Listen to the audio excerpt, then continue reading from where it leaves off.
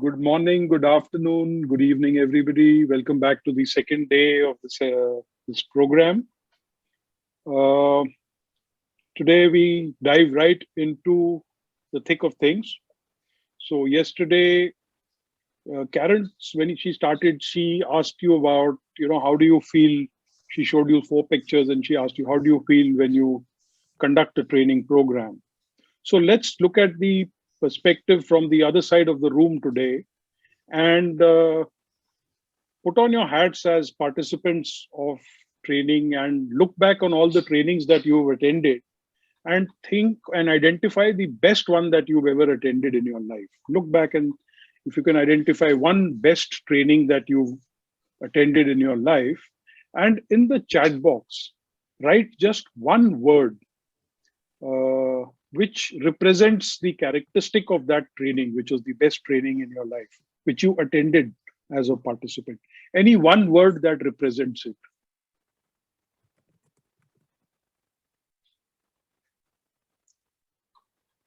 Abdullah is saying change. Okay.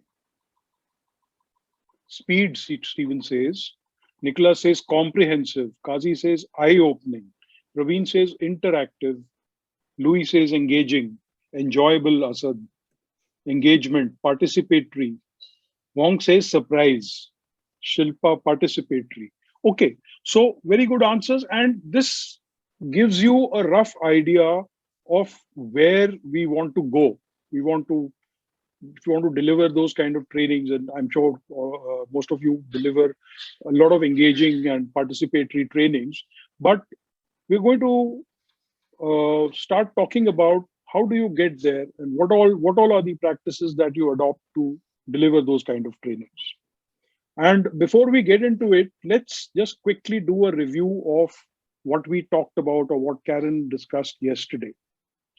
So can I have a volunteer? Please raise your hands. Someone who can quickly, in 2 minutes, recap what the key points that we discussed yesterday.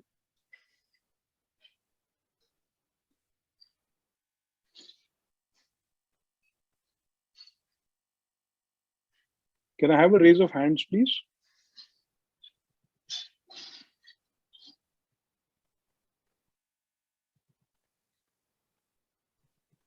Praveen. Yes, Praveen, please go ahead. Please unmute yourself. Yeah. Hi, everyone. So I guess we discussed several things, starting with getting to know one another in the beginning.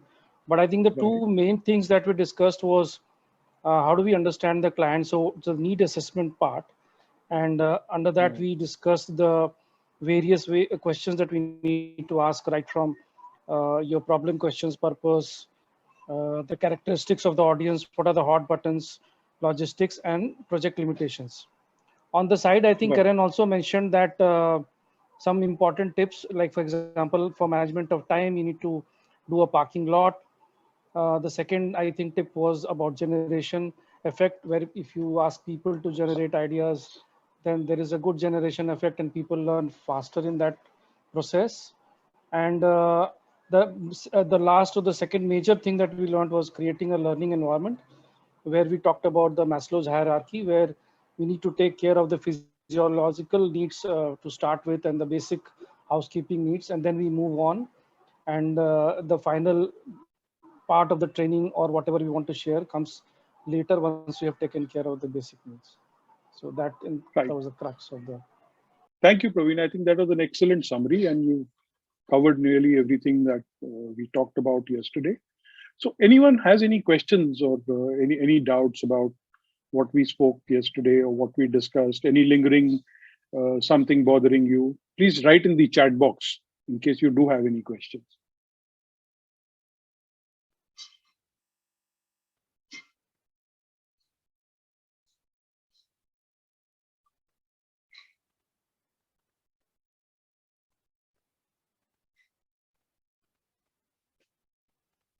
I'm not seeing anything, so I assume that there are no questions. So with that, let's get started. Now, as part of the preparation for this course, we asked you to take the Maximizing Learning self-study course. And so today what we're going to do is we're going to dive deeper into the concepts from that self-study course. Just to orient you where we are and where we are going. Yesterday, Karen covered module 1 and module 2. That was the course introduction and preparing the learning environment, just like Praveen recapped just now. Now we are on module 3, but the module 3 is actually the meat of this entire course, and it consists of all these parts that you're seeing on the right side of the slide. So since all this cannot be covered in one session, we are going to cover it over multiple sessions. So what we're going to do today is we're going to talk about the learning cycle. We're going to talk about two components of this learning cycle, that is motivate me using gloss and teach me using ease. That is going to be a part of the teach me ease part. Ease is also going to be continued in session 3. And feed and off, that is help me and prepare me, will be part of session 4. So that is where we are. And those who've done the business edge TOT would be familiar with all these terms, gloss, ease, feed and off. And those who haven't need not worry, because we are going to cover them, and they're also covered in the reading material that you all have been given. So let's start with the learning cycle, right? So can I have a show of hands? How many of you have finished the Maximizing Learning online self-learning course? Please raise your hands. Right. Yeah. Glad to see that all of you have done that. Great. Great, great. Now, the learning cycle, which we're going to talk about first today, is actually like the forest of this module. And everything else in the module are the individual trees that make up that forest. So let's start by seeing what this forest looks like. So what we're going to discuss in this module are the 4 phases of the learning cycle. Then we're going to discuss the first phase, which is the motivate me phase, how to introduce a session using gloss. We're going to talk about activities for getting attention. And then we'll talk about the TPMA evaluation criteria for gloss. Now, this is something new even for those who've done the business edge training. We'll talk about it in a great amount of detail. What you'll be able to do, the objectives of this session or this module, you'll be able to define the learning cycle. You'll be able to explain the importance of motivating learning. You'll describe the components of gloss, and you'll be able to list some ideas for how to get participants' attention. And you shall also describe the TPMA evaluation criteria for gloss. That is what we're going to do today. Now, the learning cycle we're talking about is different from the training life cycle. You must have read about the training life cycle in the self-study course as well. You learned both, you studied about both of them. Now, can anybody tell me what is the difference between the training cycle and the learning life cycle?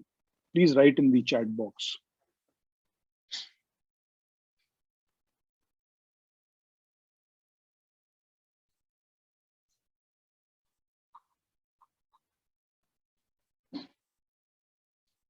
Shanaz says the learning life cycle is from the perspective of the learner. Okay. Anybody else?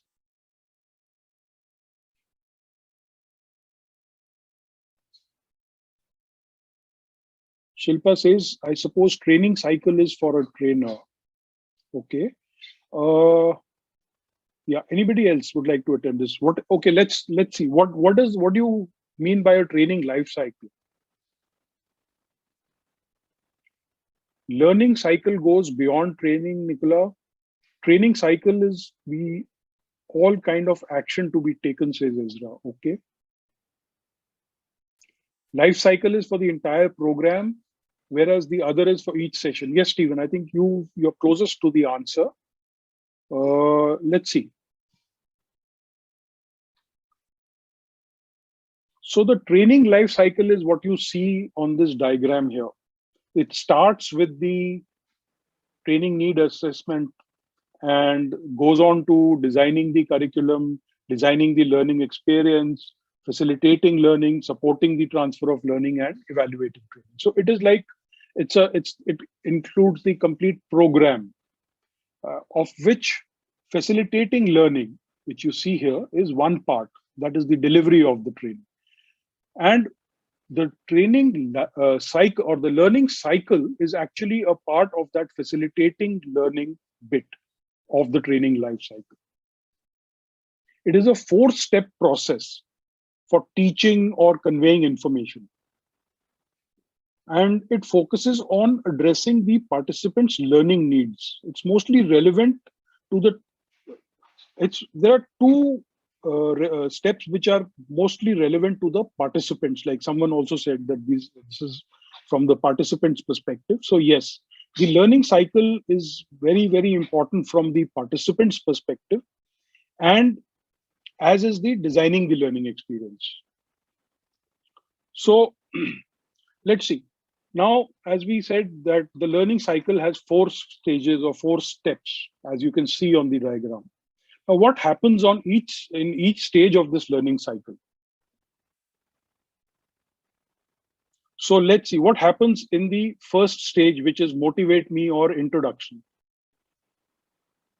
You can write your answers in the chat box.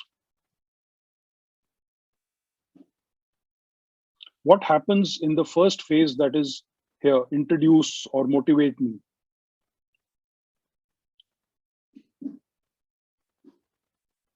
Gloss. Kazi says WIIFM or what is in it for me? Very good. Shanaz says you hook the learner in a positive way. Excellent. Yes. So what you do is you introduce the topic, explain the WIIFM, that is what is in it for me for the participants, and capture the participants' attention. Excellent. What happens in the teach me part of it or in the present part of it?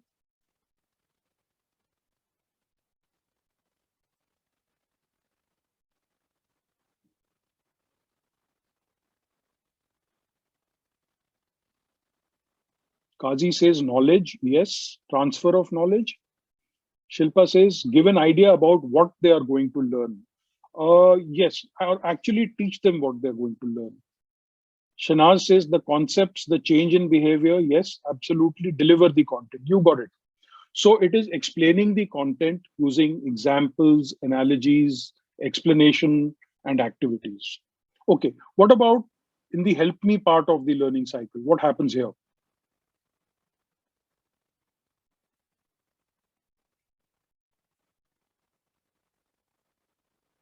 Role plays, Kazi says yes. Solve the problem, okay. How to transfer the learning to the real setting? Yes. Provide skills, demonstrations? Yes. So actually, this is the practical aspect of what you've told them in the teach me part, and that is the debriefing, the activities, providing feedback and support. So while doing the activities, the feedback or the learning part of it, drawing the learning out of these activities is where you are helping the participants to draw the right conclusions or the right lessons from what you're trying to teach them. And what about prepare me, the last part of the learning cycle? What happens here? Summarizing main points, says Ahmed. Yes. Next step, says Kazi. Yes, absolutely. Moshin says give confidence and get commitment. And Asad says application in the future. Absolutely, you've got it. So in prepare me, you plan for the future, you review the main points, you transition to the next topic if it is not the end of the course, and if you're summing up one session and going on to the next session. So yes, absolutely. So I see you have a fair idea of where we are and where we are going. Okay, great. Now the beauty of the learning cycle is that it helps you address the 4 types of learners that the learning theorists Peter Honey and Alan Mumford identified. So what were these 4 types of learners?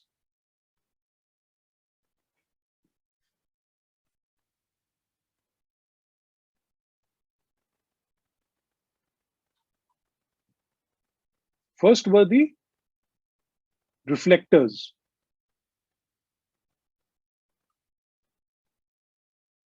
So you accommodate the reflectors by answering the question that is key on their minds, that is, why?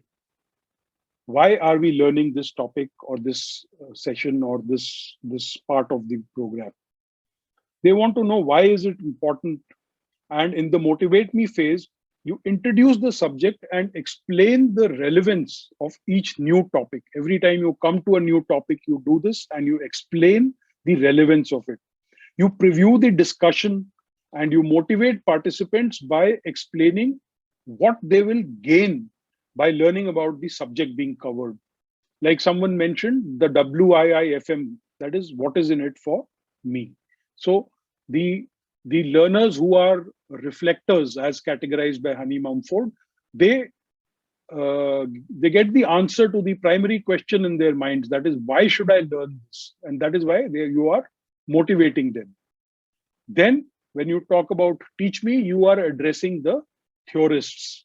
They are interested in what?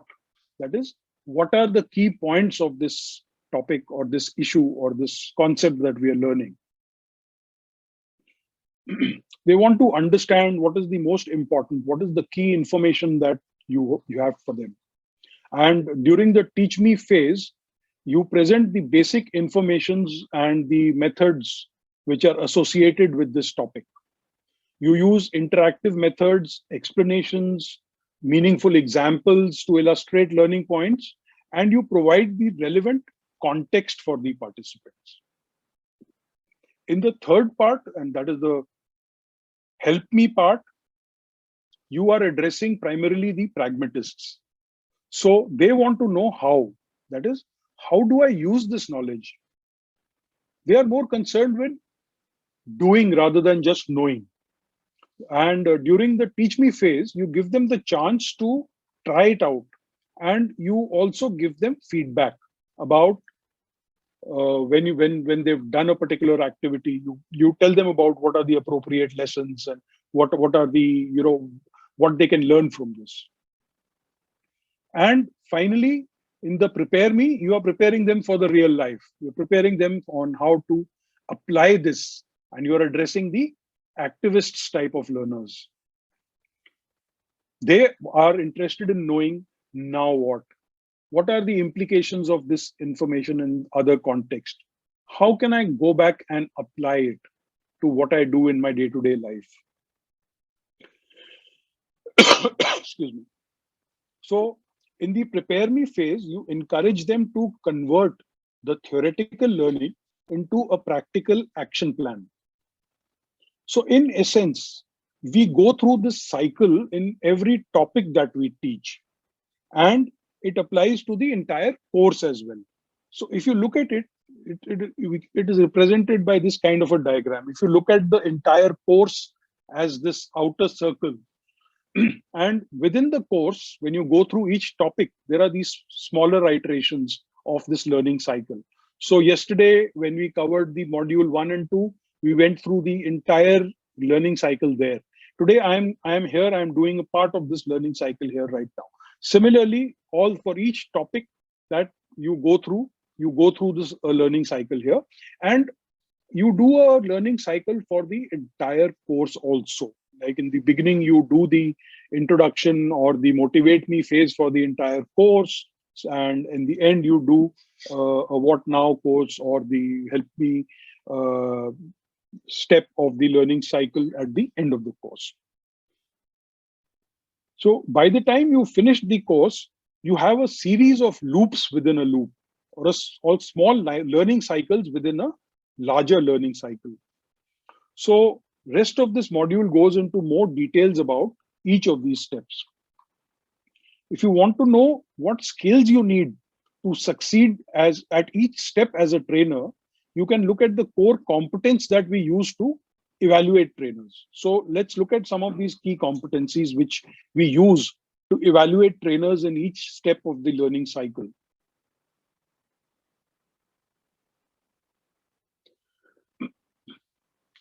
Now, These are described in more detail in when we cover each of the each of these stages. We're going to cover each of the skills or the competencies in a great amount of detail. And this comes under the trainer performance monitoring and assessment, that is the TPMA framework, which we use to evaluate the facilitation skills. These skills make up key trainer competencies that match each stage of the learning cycle. Now, those of you who are reflectors must be wondering, why is this important? This is important because if you want to become an IFC certified trainer after this course, you must pass an assessment. And your assessment is going to look at how well you do the identified competencies. So, for example, when you are presenting the training content, did you display or did you evidence these skills, that is interactive learning, monitoring, practice and recap, measuring activities? Now just remember, these are at the very high level. We have listed them here. We're going to go into these in a great amount of detail as we go along. So even if you decide not to go in for the certification, these competencies, knowing about them and trying to apply them in your trainings will help you in improving your facilitation skills, definitely. Right. Now that we've looked at the forest, we're going to discuss and look at each of the tree in detail, right? So the very first step of the learning cycle is motivate me.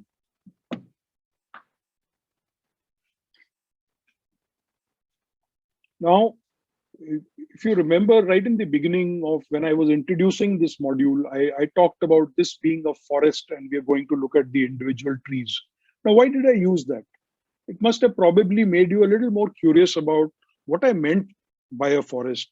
And maybe it also helped you in putting the module in context, that this is the bigger picture and then we're going to go and take a look at it in a greater amount of detail. So this is what I was talking about, trying to raise your interest in this learning, in this and listening to this. And this is exactly the purpose of the first phase. That is to get people interested, getting their attention and getting them to listen to what you have to say. So let me ask you about something. Why do we need to motivate people to learn? What is the reason that we have this first step which says motivate me? Why do we need to motivate adult learners to learn? You can answer in the chat box.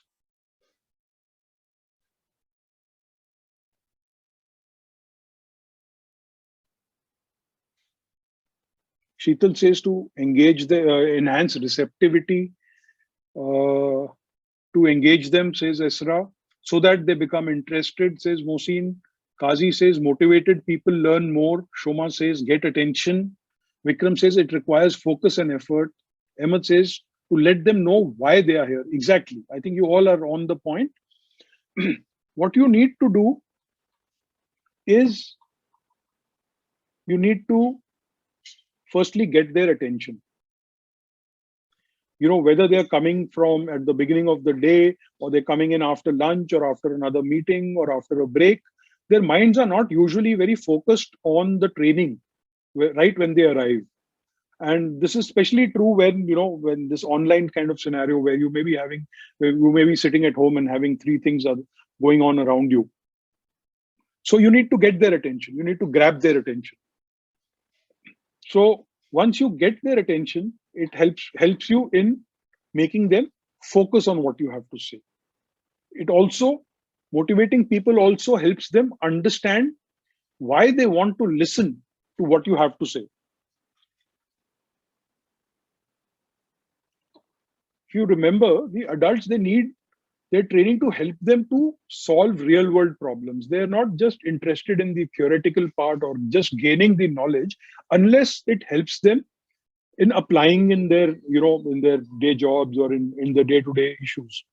So if you point out to them right at the beginning as to how it is going to help them. They become much more interested in listening because they know that, yes, if I listen and learn these skills, I will be able to go back and apply them, and it is going to help me do my job better. So therefore, it is better to avoid waiting until the end and surprise them with, how it is going to help them, and telling them right at the beginning so that they pay attention throughout the course. And finally, it helps prepare them for what they are about to hear. Now, when you give an outline, you tell them that what all are the topics, what all are going to be the outcomes of the course, how are you going to cover it, what are the steps. It helps them, it gets them mentally attuned to what is coming. And it gives them the answers to the most pressing questions that they may have. At the beginning of the day or at the beginning of a lesson, the most pressing questions are, what are we going to talk about? And is this really what I want to know? How is this going to help me? And until you answer these questions, their minds are not going to be open to listening.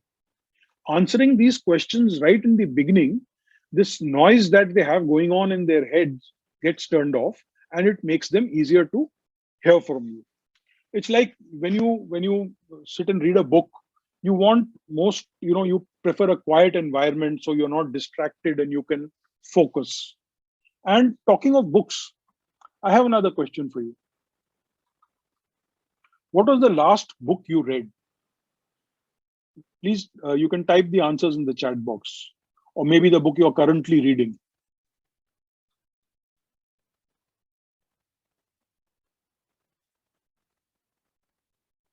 Shinaz, 9 minutes to Monday. 9 minutes on Monday. Okay, sounds interesting. Louis says, loving what is. Praveen, 10 rules of successful nations. Sheetal is reading Rafa, accelerated learning. Obama's book on his presidency. Excellent. Leadership and self-deception. Outstanding teams. Okay. So my next question to you is, what made you pick up that book? Why did you may have picked it up out of, maybe at a bookshop or at an airport or out of a library or your own book collection. You decided to, pick up that particular book and read. Why?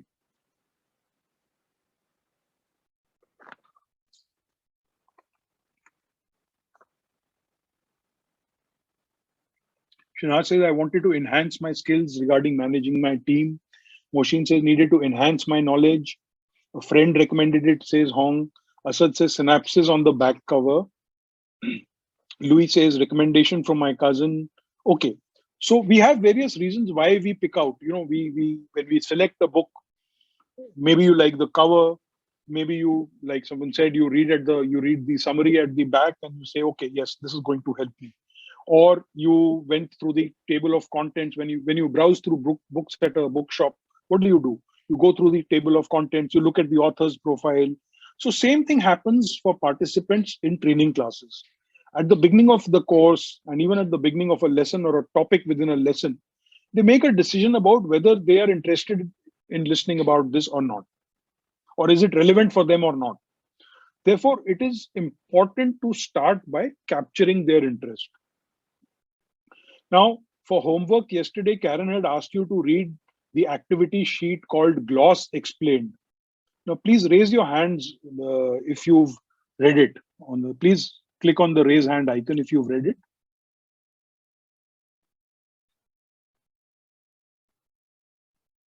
Yes, I see Praveen has read it, Stephen, Louis. Yeah, great. So most of you have read it.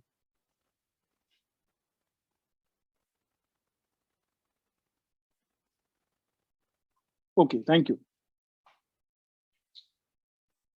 So that is going to help us in doing the next activity, and that is identifying the 5 parts of a complete introduction to a training session or to a part of a training program. So what we want to do is identify the GLOSS components of the introduction.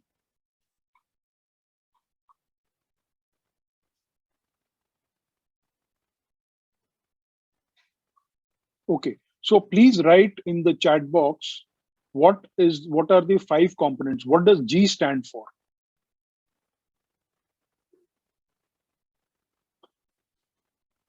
G says getting attention. Absolutely. What does L stand for?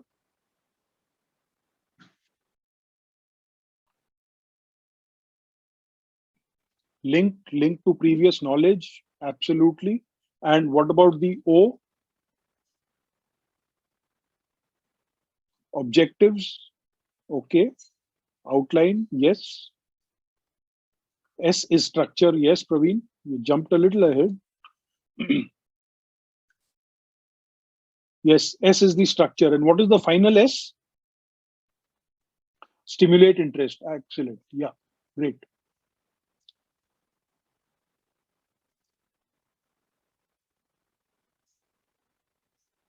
So why is it important to start with gloss? Why is it important to cover all these 5 aspects? Getting attention, linking, outcomes, structure, and stimulate. Why is it important? Please answer in the chat box.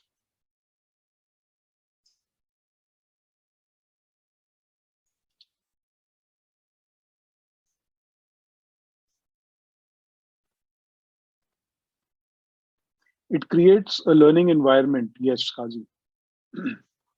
So are there any questions you have about what you learned about gloss in the handout? Please ask your questions in the chat box.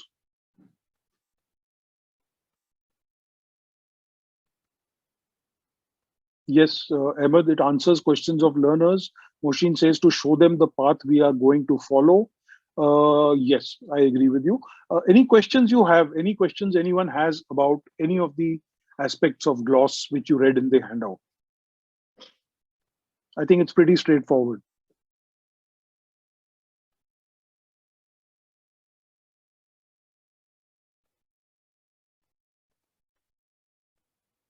How important is the sequence? Ahmed, I'm so glad that you asked this question because that is what I was going to just touch upon. I'll just come back to you. Shoma, yes, gloss is applied to all the stages, just like I explained in that multiple circles diagram on the slide. It is at the beginning of the course. I mean, it is for the entire course, and it is for each component of the course. Right. Now, as far as the sequence is concerned, yes, Stephen, you're right. The getting attention comes first, definitely, because until you have their attention, you cannot proceed with the rest. And the others, it really doesn't matter. Absolutely. Wong says, do we always have to link to previous knowledge? In case you're starting the course afresh, there is nothing else to link it to. If you get a dipstick test about what the participants already know about the particular topic or the session that you're going to conduct, it helps you in in calibrating at what level do you need to pitch the learning. So if the participants don't know anything at all about it, then you need to maybe start at a very basic level, or you need to go into the basics. Or if they have a fair amount of knowledge, then maybe you can skip to the basics and come to a little more advanced level. So that is why it is if you link to the previous knowledge, or if you check what they already know about it, it helps you. Rohit, can I add on to that? Yes, please. Yeah, another way you can do it, if you know that your audience does not have any experience with this, you can create an experience. So you can make your getting attention. You can actually do like a little activity that gives them an experience that's related to whatever it is you're going to be talking about. And then as part of the linking, you can link to their past experience too, even if that experience is only 2 minutes ago, and say, just think about what you experienced just now. Now let's see how we can, do it that way. So you can also link to their past experience as well as their past knowledge. Great, thanks, Karen. So Asad says that in a short session, say half a day, having this whole cycle repeated can be a little tedious for the participant. Actually, Asad, did you find it tedious yesterday in the 2-hour session, or are you finding it tedious today now? No, in my view, please. If I can just say that, when you are running multiple modules, say 3 or 4 modules in a day, to go through all these, the small circles as you defined them in an earlier image, sometimes can be a little bit over the top. It's a bit like going to a hospital And before you get to meet the doctor, you have to go through a whole ISO 9000 process. So I think there has to be a balance between the methodology and a little bit of intuition on the trainer's part to see what is necessary. Agreed. So you also need to, this is where knowing your participant comes in. If you realize that there is an advanced group, you don't really need to actually every time when you are reviewing the outcomes, or you know that yes, while you need to do that, you need to make sure you need to follow it in spirit, at least in the sense that you need to achieve the purpose for which it is done. So for example, I'm just skipping a little forward here, but while concluding, if one of the steps in concluding is reviewing the outcomes, you need not actually list out all the outcomes and go through them one by one and say, okay, have we done this? Have we done this? Have we done this? If you as a trainer have a sense that, yes, if you can do a quick check, maybe by asking a question or maybe by some other means, understanding, getting the sense that whether the participants have achieved the outcomes, then you don't really need to make it as evident to the participants. So the trick is that the participants should not really know or really feel that you're just going through a process. It should become intuitive. Are you getting what I'm saying? And let me just add to that too, if you don't mind, Rohit. Yeah, please. So we'll come back to the whole issue of concluding later, but just sticking with the gloss for a second and how you start a topic. You're absolutely right that it doesn't have to be a whole long thing every time. And the gloss can take you can do a gloss sometimes in like 2 minutes, 3 minutes. That's all it takes. It's not a whole big long thing. It sounds bigger than what it is. But I always think of training.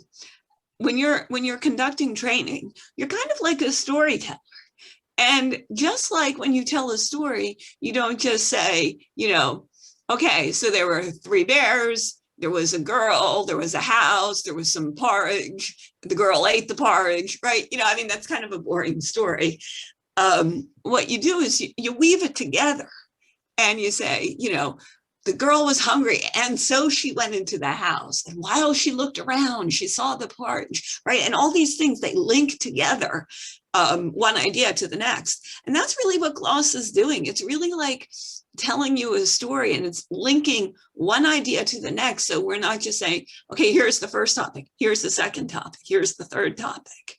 And then, so that's in particular, the getting attention and the stimulating and also the linking, because the linking can be as simple as, in our last topic, we talked about this. Now let's see what happens when we do it in this other way or in this other situation. And that can be your link too. It can be a single phrase or a sentence, but it helps to tell a story and not make it just feel like people are getting a set of, all of these facts just thrown out them.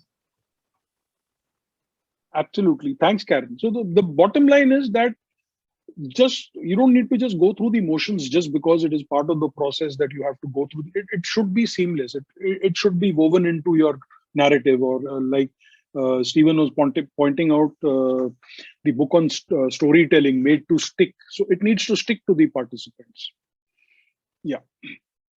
So we had asked you to watch a video as part of your homework yesterday. I'm sure most of you have watched the video, and in fact, some of you may have also attended that webinar. Stephen has a question. Another question going back to the learner types: how does reflector, etc., fit in with the learning styles of visual, auditory, kinesthetic, and reading, writing? Yes, we'll park it.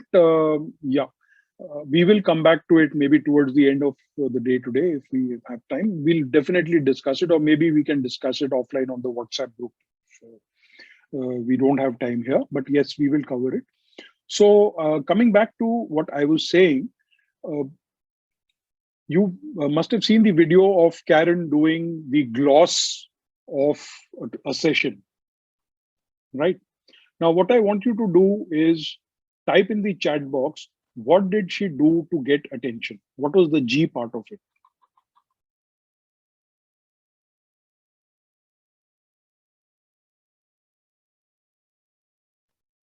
She asked a question. The topic was shown, question on Zoom. Okay. She started with a surprising stat. Yes. She talked about how the COVID pandemic and how it is challenging the way the world is operating, and the trivia question about Zoom subscriptions, which has grown over 200%. Absolutely factoid, yes. And how did she link it to the audience experience?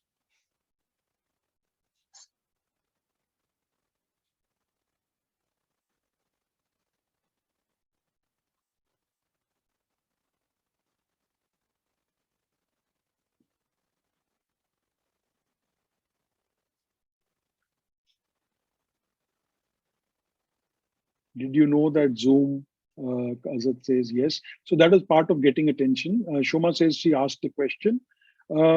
She also related it to the audience questions and concerns about discovering that they need to improve their skills in online facilitation. So if you missed that, yes. So if you missed that, the linking was that, suddenly a lot of training has gone online. So you need to know how to, yeah. Most participants will be conducting webinars, Vikram says. Okay. What about the O part of gloss? What about the outcomes? Third type of discussion, training was the objective, says Kazi. Objective of improving your skills. Yeah. She also showed the slide, webinar topics and outcomes slide. She talked about the what you will be able to do side of the slide. That was the outcomes. And for the structure, similarly, on the same slide, it was the what we will discuss side of the slide. That was the structure. Yes, Kazi, same slide. And what about the stimulate part of it?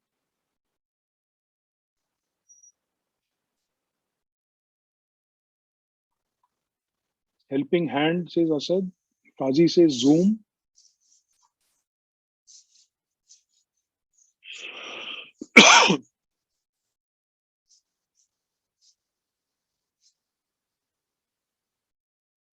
Stephen says, what I missed in the structure was something around duration and form, right? Now, duration is already predefined, I think. When you say that the webinar is going to, or a session like today, we know that this is going to be from 6:30 to 8:30. Do this in the comfort of your home, says Shanaz. Explained importance to the learners. Yes, Nicola. So what she did was she talked about how the COVID is changing the way the world operates, and talked about the different webinar uses and how and what the participants will learn, how it will help them with all these three types of webinars. So yes, so thank you for that. Now, as you can see, it doesn't, like Karen was also just mentioning, it doesn't take very long to do the gloss, but it does set the stage for everything else. Now, in this case, if you recall the video, it took less than 8 minutes. And the gloss for the lessons within a topic takes even lesser, maybe 2 minutes or 3 minutes, as just now, as Karen had mentioned. Now, notice I keep talking about topic, lesson, or course. And we just saw that there are multiple cycles. But just to keep it easier from now on, I'm going to put the learning cycle in the context of a single topic. So like if you're talking about the motivate me phase, so we will talk about, that is one topic. So whenever I'm referring to the learning cycle, I'm referring to it with reference to one topic. Although it applies, the same principles apply to all the levels. Right. Now that you have a sense of what each component looks like in action, let's look at how we evaluate if a facilitator has correctly applied gloss. Now, this is a handout that you would have received in your package that you got from Serena. These are the TPMA gloss evidence indicators. Now, as mentioned earlier, the TPMA evidence indicators list key considerations for what trainers should be doing at each phase of the training life cycle. What you see on the slide is what they should be doing for the gloss part of it. That is for the motivate me phase. Now, I'll request you just open the handouts on your devices and open this evidence indicator, TPMA motivate me gloss evidence indicator.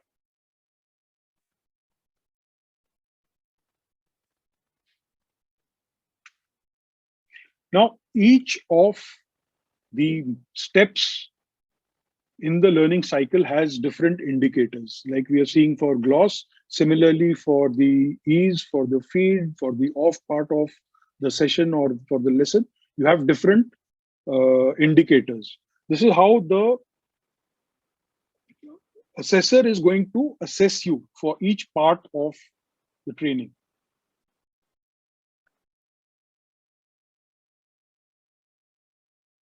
Now, if you opened it, or if you can just take a look at the slide, this form or these indicators have basically 4 columns. First is just the name, that is the what part of it, what part of the cycle does it apply to, the one in dark blue. Sorry. Okay. So now the second column is just the numbers, which are in fact alphabets A, B, C, and D. The third column contains the distinction criteria for each phase. That is title, get participants' attention, experience, link to previous. These are called the distinction criteria. And the fourth column contains the major evidence indicators for each distinction criteria. That means that what is the evidence that the assessor saw of application of this criteria, right? So now, for example, if you see getting participants' attention, the evidence is displaying the title and stating the title. Now, that doesn't mean that that is all that the trainer does or needs to do for that. These are just indicative. And these are summary of the most important considerations. This is not a full list.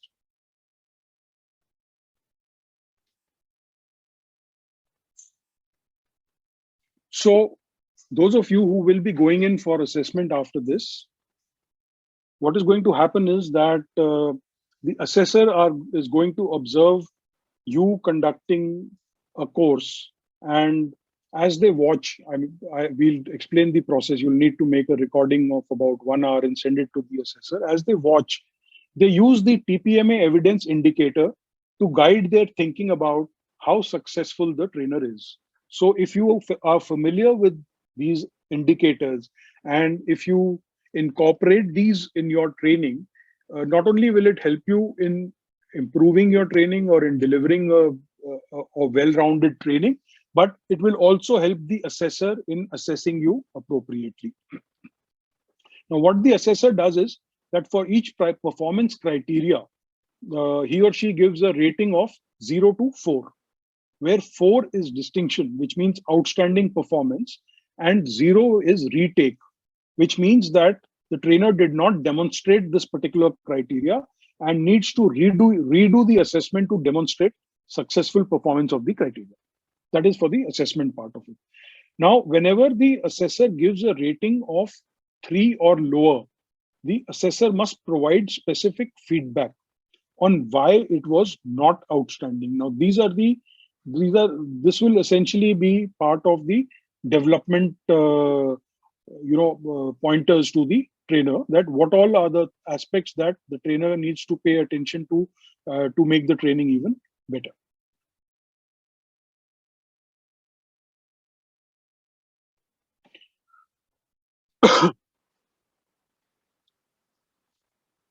Now, what I want you to do is just take a moment and re-examine this list. If you have it in front of you, you can open it, or just look at the slide if in case you don't have access to it right now. Just look at it, look at all the criteria, and identify the ones that you often don't do or you tend to miss out. And so let me come to the activity. Yeah. So if you have it in front of you, just put a check mark next to the performance indicators that you frequently forget to do when starting a course, lesson, or presentation. Just take 2-3 minutes, go through the list and tick the ones that you feel that you don't do very often.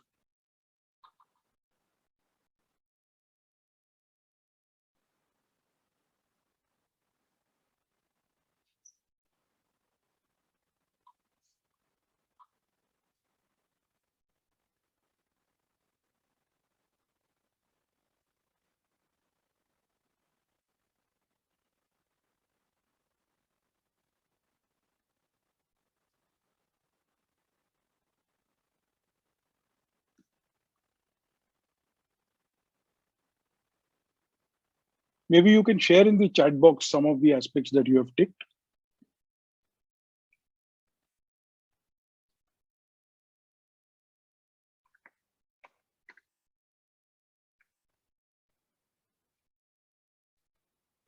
Shanaz, your question is, how would one rate using gloss point 2 on B? Let me just go back to the previous slide, point 2 on B. That is, use the acquired information to tailor speaking points to the audience experience or knowledge level. Is that what you're asking? Okay, so Yeah, how Rohit, you would use the, okay, so how you would use, so now, for example, let's say you're taking a course on access to finance, and as part of learning about prior experience, you ask the participants, okay, how many of you have ever applied for a loan? Right, you get a sense of how many people have applied for a loan, and then you also maybe you ask them, okay, how many of you had your applications rejected? Right, now you have a fair sense of idea about where the class is, what proportion have never applied for a loan, what proportion have successfully applied for a loan, what proportion have applied but the application has got rejected for various reasons. So now you know that where, how, at what levels do you need to pitch the rest of your learning. Is that clear? Does that answer your question? Rohit, it does answer partially, but then, the adjustment would come later, right? Not during gloss, but it would come during. Yeah.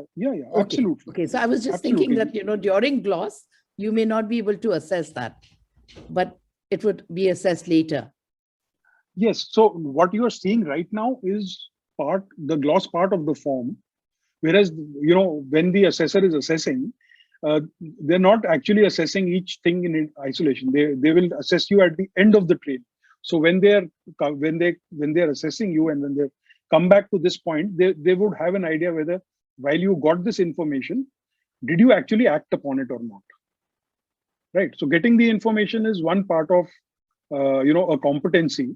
The actual operative part of the competency is that, did you actually use that information, or you just got it but never used it?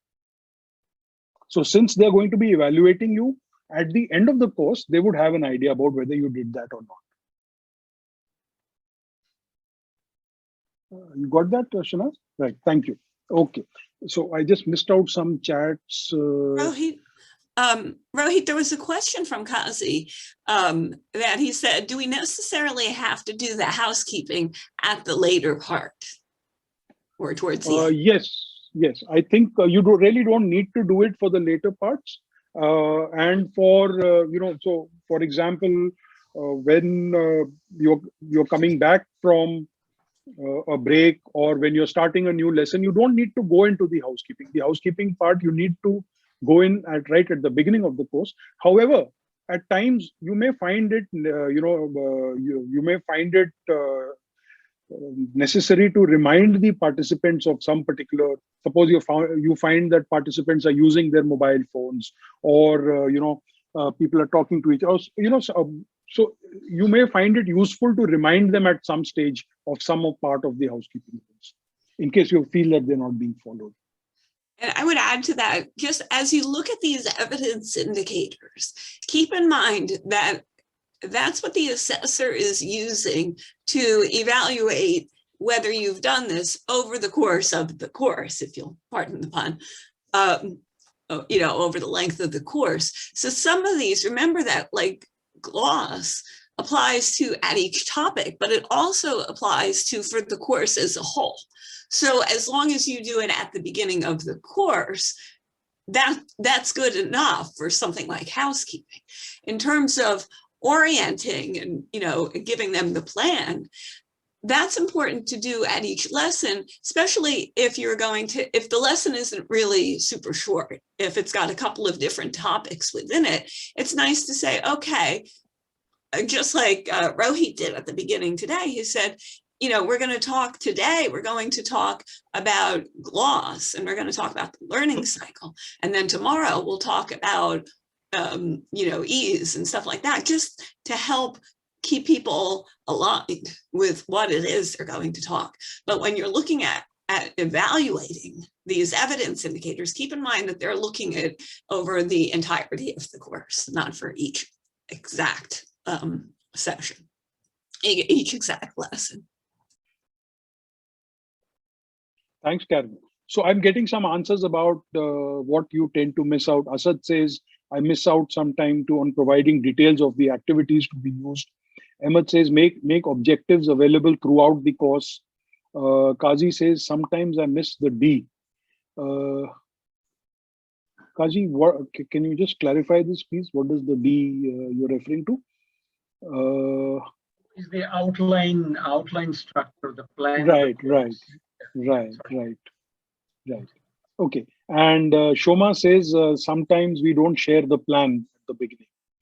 Shilpa says, making the objectives available. Fine. So this is also like a kind of a self-awareness exercise, which I think is very, very useful for us as traders to continuously do these kind of self-awareness exercises. Okay, so we are near the 1 hour mark, and before I jump into the next activity, I think let's take a 5-minute break. Time with me is 7:24, so we'll be back at 7:29. Rohit, sorry, this is Serena. I just have a quick request. We have one participant logged in as Busy Bees. Can I know who that is, please?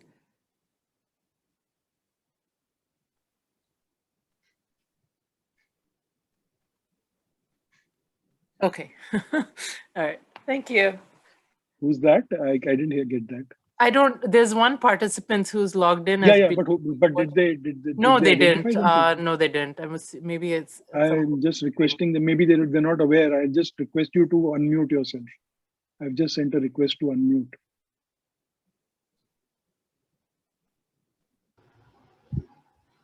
Hello. Hello. Yes, I'm Akshi. Oh, Akshi, thank you very much. Sorry, your name wasn't displaying, so we just wanted to check who it was. Thank you. Thanks. You may like to grab a cup of coffee or just get up and stretch. Actually, you can rename yourself, if you click. Yes. Right.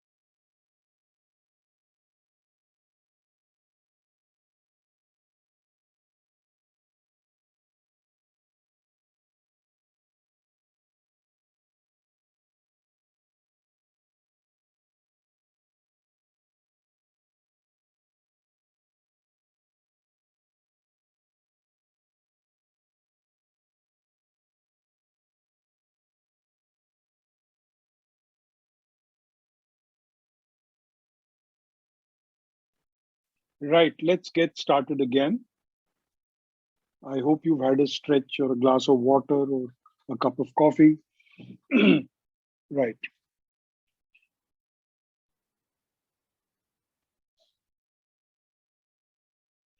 Okay, so coming back to what we were discussing, now we've seen what we miss out on and what we do. One of the big questions that participants often ask is, how exactly do we get participants' attention? Right. So let's do an activity to discuss that. And let's create a list of attention getting activities. What we are going to do is that I'll request Karen to divide you into breakout groups, maybe 4 breakout groups. And you will have about 10 minutes. You can use your whiteboard feature. Now, if you go on to where the share screen button is, and on that you have an option of sharing a whiteboard.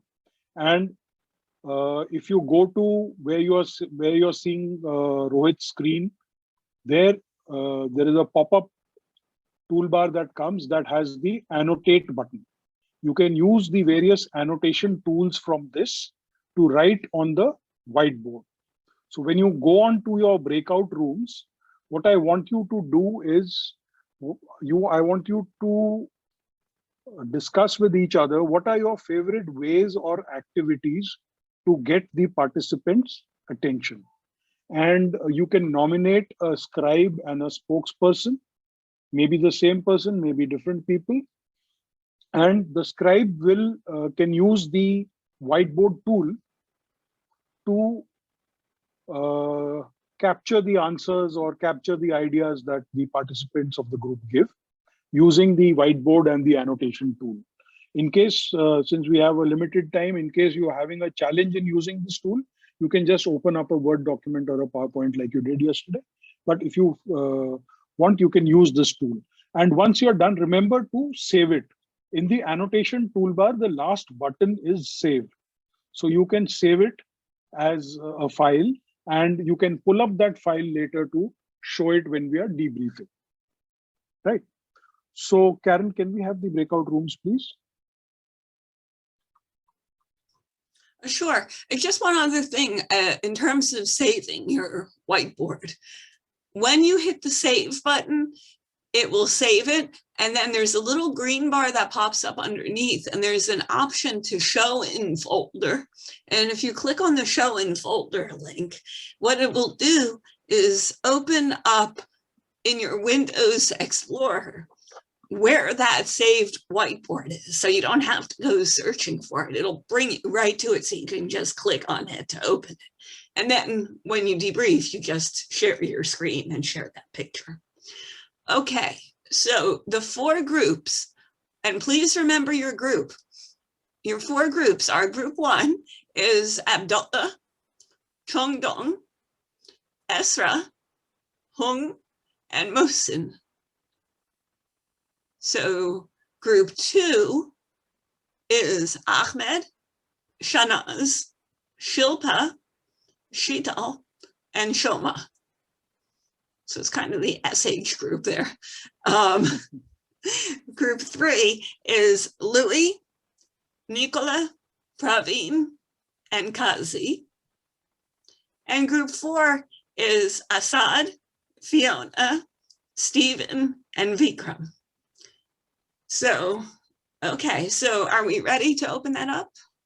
And do remember, you can switch on your cameras and unmute before you go into the breakout room. Right. Okay, here we go. Thanks, Karen.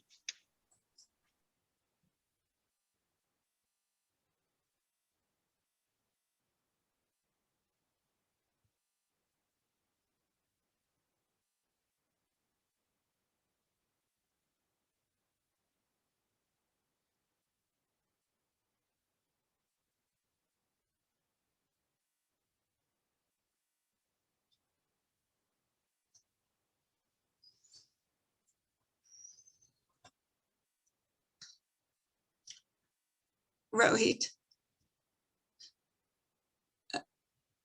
when we get to the end, the questions part, if you want, I can answer the question on the difference between preferences and styles. Right. Okay. I'll call out.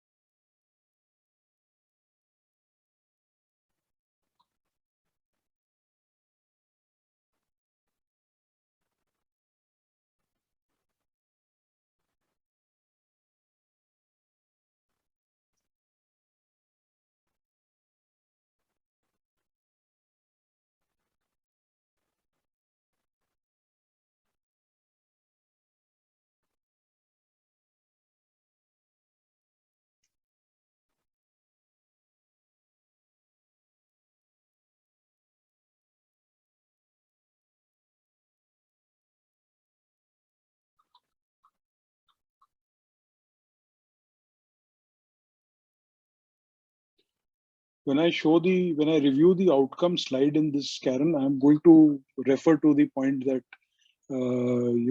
someone was making, that it becomes tedious. And I'm going to say that I'm just going to show this and say that, just confirming that all these have been met.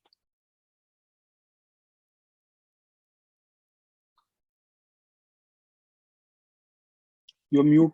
Okay. Sorry about that. Yeah.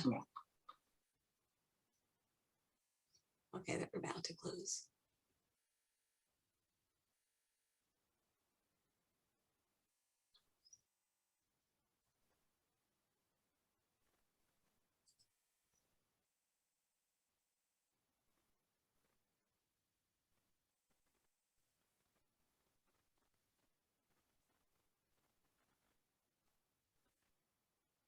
Welcome back, everybody. Okay, so let's jump into your answers or your discussion straight away. Group 1. Yes, I'm Mohsin Lodi. I represent Group 1. Our participants, they decided, one and myself, we use poll, asking them questions to engage the audience, especially on the webinar. Right. And then one of the participants, she said she uses factoids, statistics, to engage them. And third one said she uses games or quizzes. These are the three ways, to engage them. So factoids, games and quizzes, and what was the third one you mentioned? Polls, questions in the shape of polls. Yes. Okay, great. Thanks. All very good methods. Group 2. Group 2, that's Ahmed, Shanaz, Shilpa. That's ours. Yes. Yeah, my apologies. I think we lost the whiteboard. If you look in, If you go in under show in folder, it should pop it up, like if you have that annotation. What folder? Where, you know where the annotation button is? Right. Okay, and that's where it said save. Underneath that, there's the thing that says show in folder. Oh, sorry. Okay. I'll just share what we. Okay. Yeah. Sorry, guys. That's okay.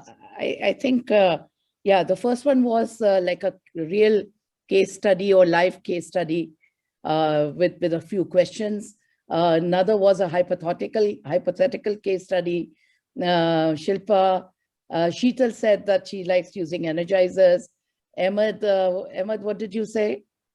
Shahnaz, you can see. I got it. They got it. I share the screen. Oh, thank you. For you.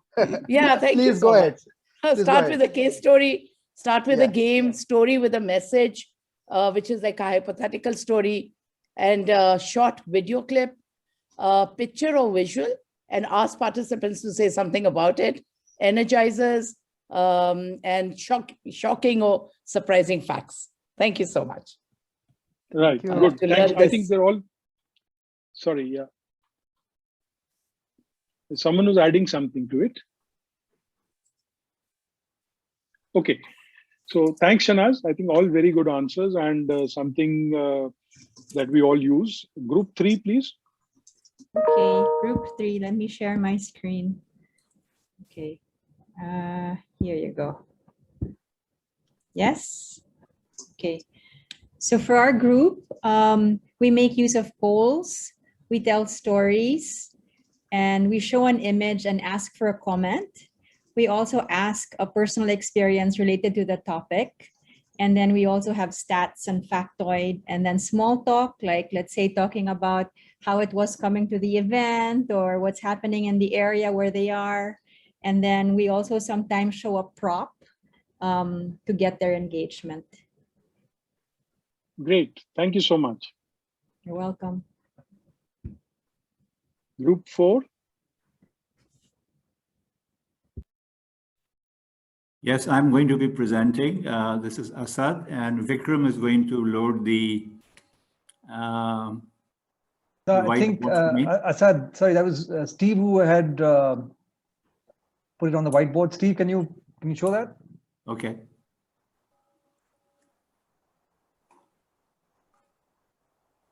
Stephen? Yeah. Yeah, there it is. So in our group, we used polling questions right at the beginning, using a surprising fact, did you know? Using an interesting story, asking for participants to answer something in the chat, using a small game. One of our group members demonstrated this incredibly mysterious exercise to cross 2 fingers. We'll talk in more detail about this at the end of the training. And asking participants to use the React functions. Yeah, that's it. Thank you. Thank you.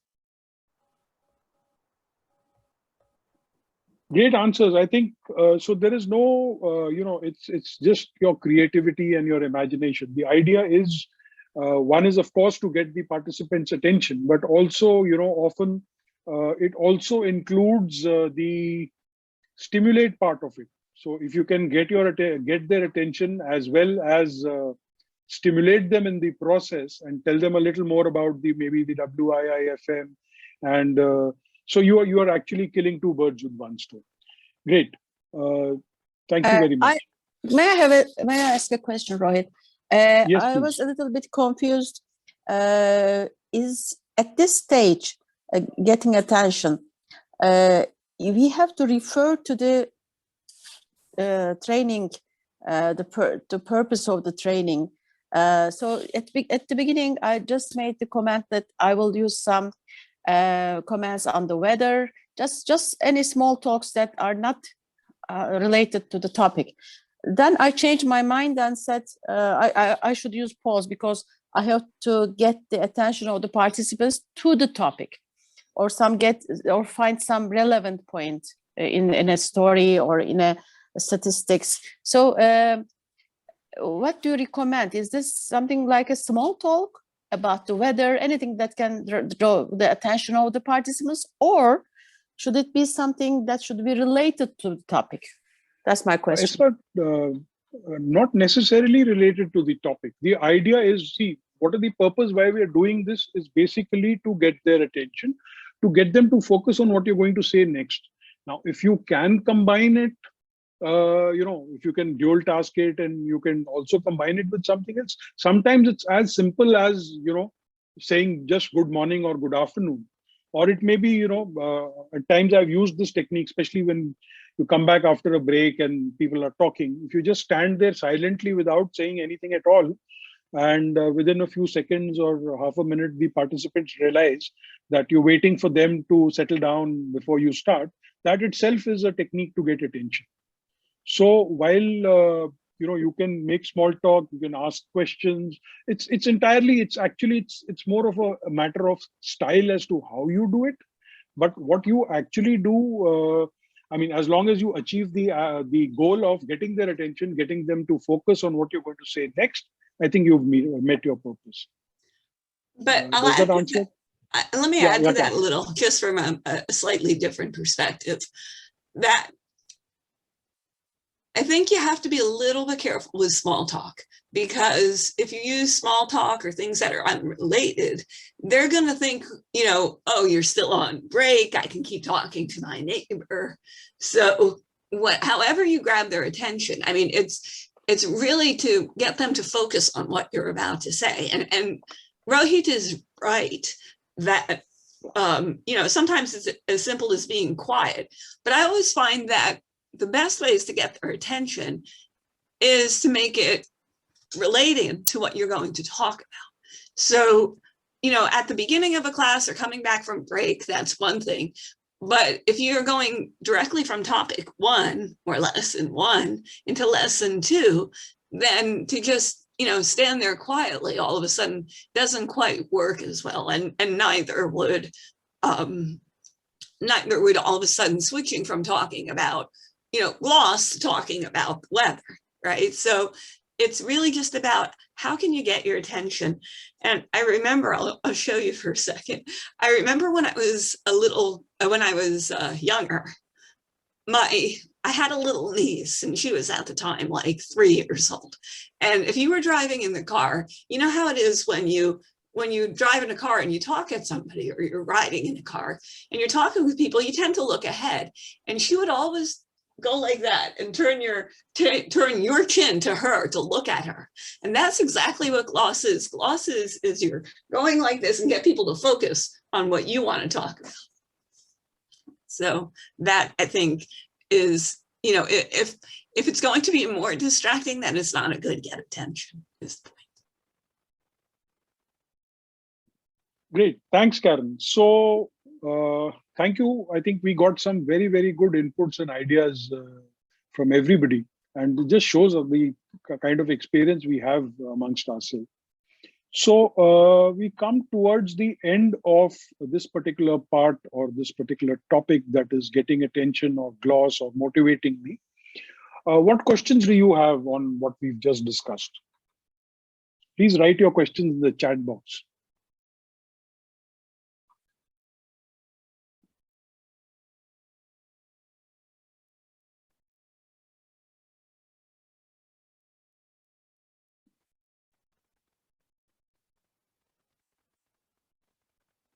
Okay, if there are no questions,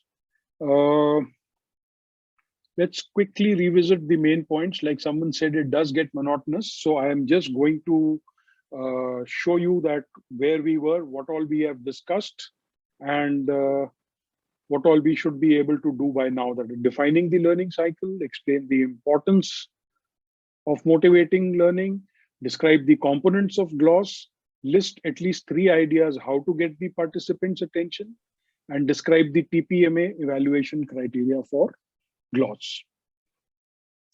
Rohit, just before you go on, there were a couple of questions about what do you do if you don't have everybody's attention? Do you repeat the process, or do you just continue? Right, let me just open the questions, yeah. Okay, so if you do not get attention, if you're getting attention does not succeed, what do you do? Some ideas, can we have some ideas in the chat, please? What do you do?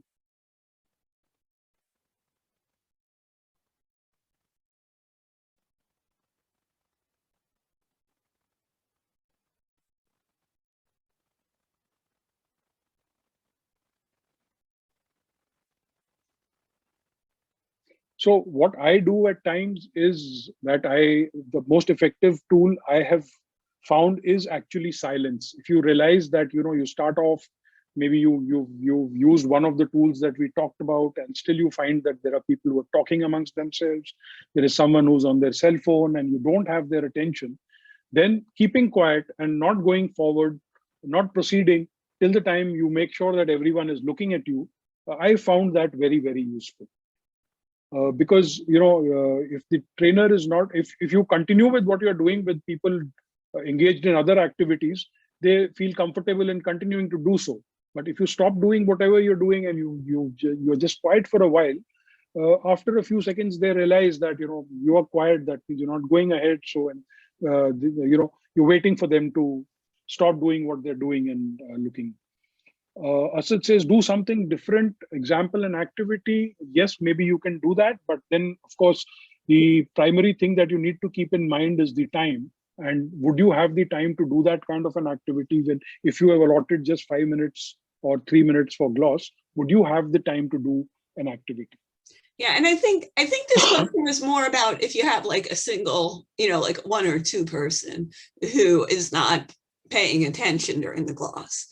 And not as opposed to the entire class isn't paying attention. My feeling is go ahead and go forward. You don't have to repeat it for everybody. They may kind of zone out for a second, but then they'll come back in as you go on. So I don't think, it's not like, okay, everybody has absolutely done everything, go on, especially if you're doing a very quick gloss where it's just like a sentence or a linking type of thing. So it's really a question of, do you have the majority of the people with you at that point? And those who aren't might come along as you get further into it. Right. Thank you, Karen. Okay, so now that you have participants' attention, they are ready to learn. Now, did you notice what I did there? I just linked to what we discussed to the next topic and started by getting your attention. So what we are going to talk about now is teach me with ease. This lesson focuses on how to avoid lecture and increase your participants' interest, involvement, and understanding. Now, what we discussed in the gloss session, the slide, what part of gloss does this slide cover? It covers the outcome and the structure. And as in the previous lessons, we do a mix of activities to help you understand the concepts and leverage your experience. Now, you've heard me say that we should avoid lecture. Aside from being difficult on the trainer to keep talking all the time, it's also boring for the participants. Now, let's see, there is another reason why as a trainer, you should make it a practice to avoid lecturing. And to figure out that reason, let's do a small activity.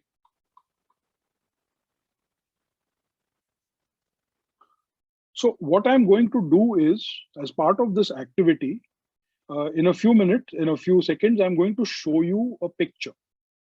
I'm going to show you that picture for exactly 45 seconds. And you have to try and remember all you can about that picture. Right? You got the objective? I'm going to show you a picture. I'm going to show it to you for 45 seconds and then I'm going to remove it. Try and remember as many details about this picture as you can.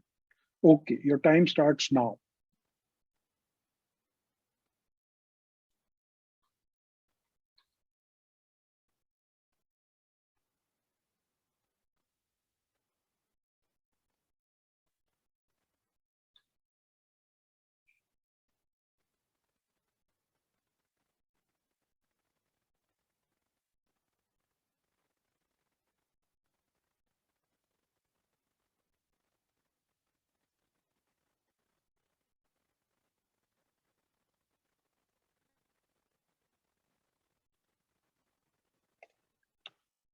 Okay, so what did you see? Please answer in the chat box.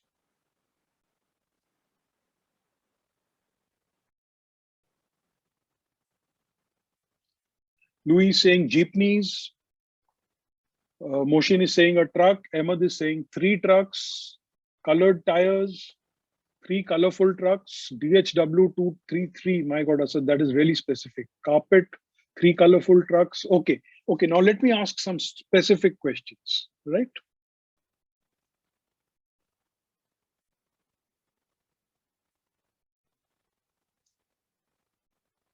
What color, what specific color was the truck or the jeepney?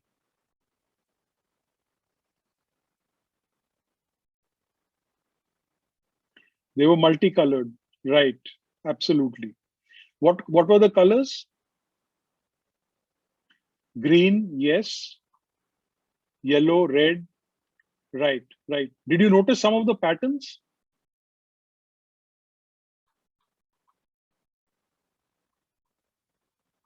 Triangles, okay. Stripes, right. Great.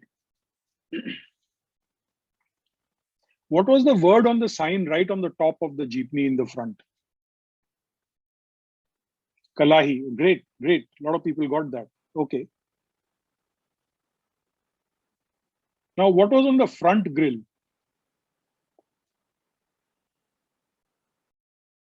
What was on the front grille? Right, right. There was a sign that said champion. Okay, what was the color of the sign? Stephen says only one light was working. That was really observant. Yes, the color of the sign was white and it had a pink ruffled boa or a streamer around it. What color was the carpet?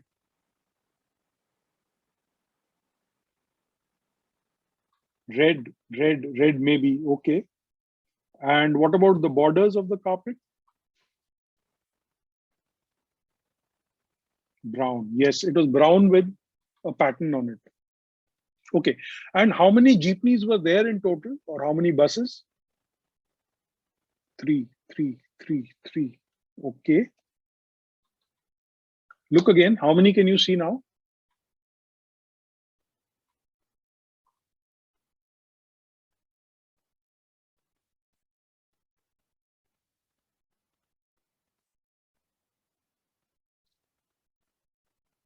Sorry. Okay. So actually there are 4 or maybe 5 even, right? 1, 2, 3. You can see the 4th one here.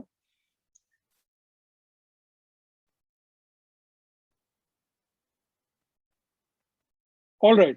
So how easy was it to recall what you saw? Was it easy or was it difficult, and why?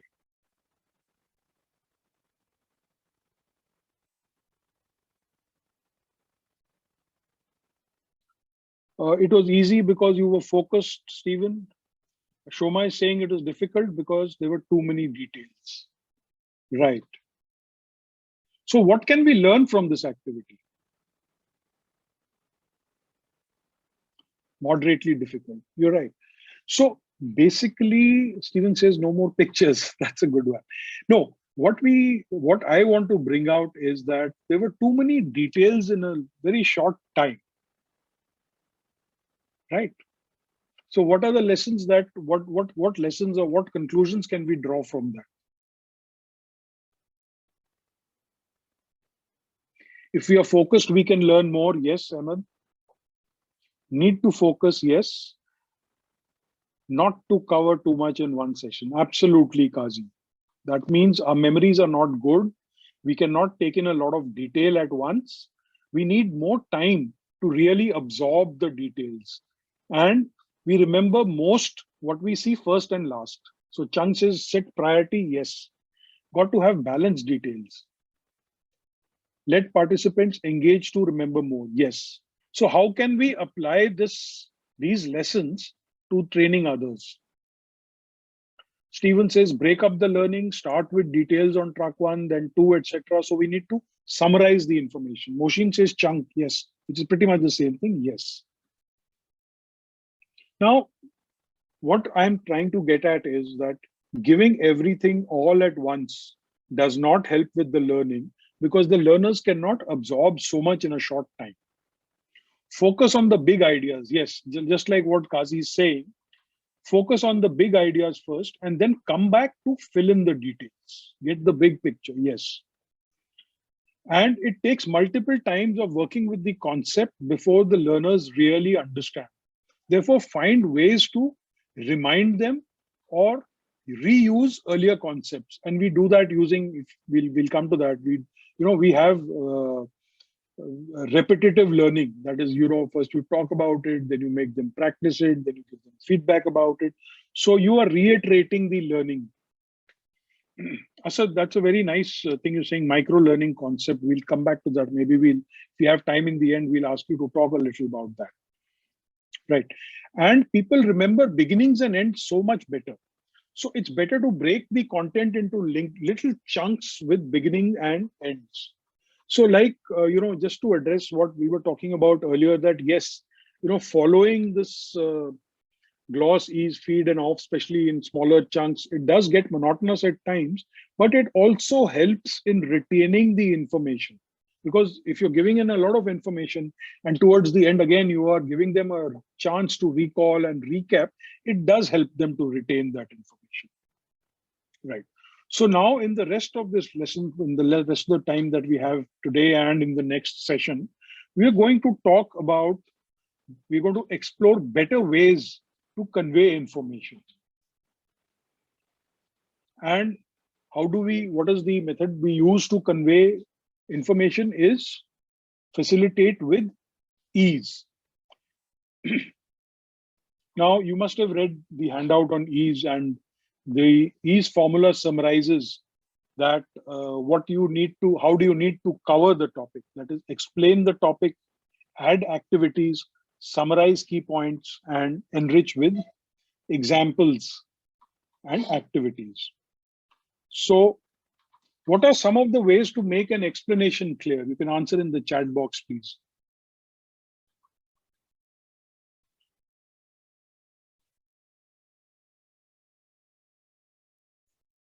How do you make your explanations clearer? Give examples, yes. Well, we'll come to examples if you come to the E, but what about the explanation? How do you make, as a trainer, how do you make your explanation clear? Use audio visuals, logical sequencing. Yes, Shanaz. With diagrams, yes. Absolutely. So for doing all that, first thing that you need to do is prepare and practice the content in advance. You need to provide the big picture overview of your content, present the explanation in a logical way, like Shanaz just said, and use audio visual aids to reinforce the points. Great. Now, as far as activities are concerned, why do we have activities? What are the reasons that we need to include activities in our program? What are some of the reasons why we use, or what are some of the purposes we use activities for? Learning by doing, says Ahmed. Yes. When I listen, I forget. Learning by doing, to drive a point. Learners cannot discover themselves. When I do, I remember. Yes. Right. Some of the other reasons that we use activities are, yes, to engage different types of learners, wake up participants, Ahmed says. Yes, that's interesting. You also use activities to check for understanding and to prevent misunderstanding, right? So you need to take a dipstick as to whether the participant has actually got what you're saying or have they understood something else. So you may do an activity to check their understanding. You may also do activities to build their confidence. Can they actually apply it? Giving them a safe environment in which to try this. Like, for example, when we do the short practice, long practice, we are giving you a short, safe environment in which you can practice that what you have learned here. Similarly, you also need to reinforce learning by doing, like most of you have said, and keeping the participants engaged. Right. And why summarize the key points?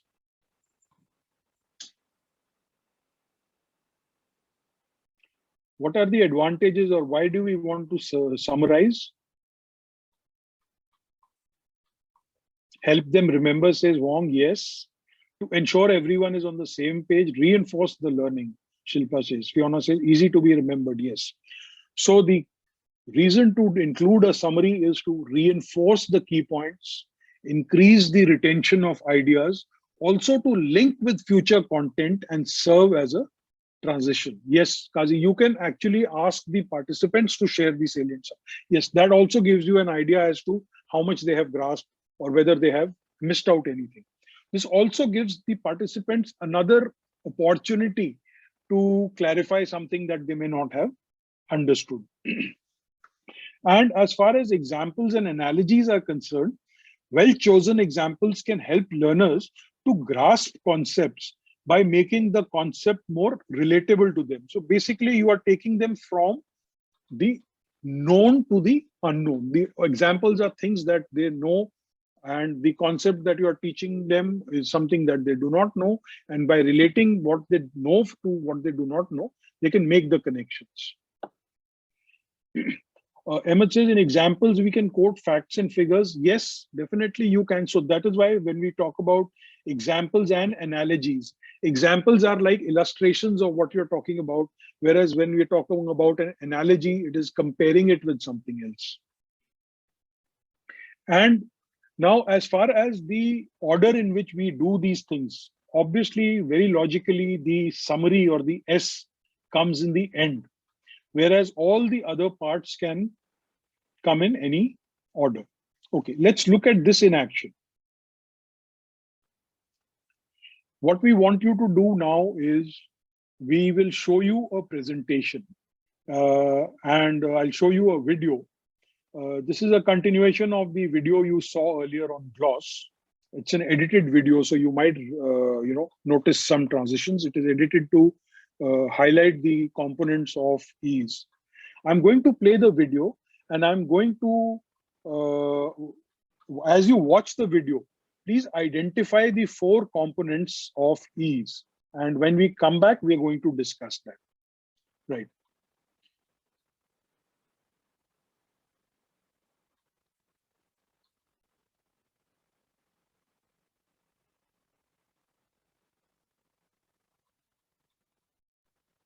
Just give me a second, I'm sorry. Yeah.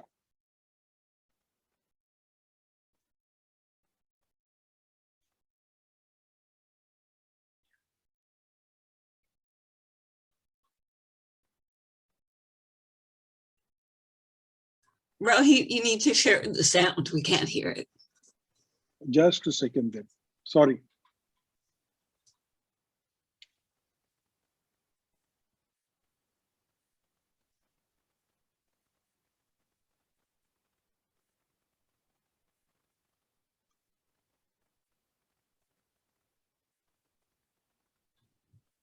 Move on.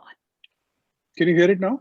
Yes. Now, for simple closed-ended questions, most web conferencing software has an even quicker tool that you can use, and that is the response emoticon.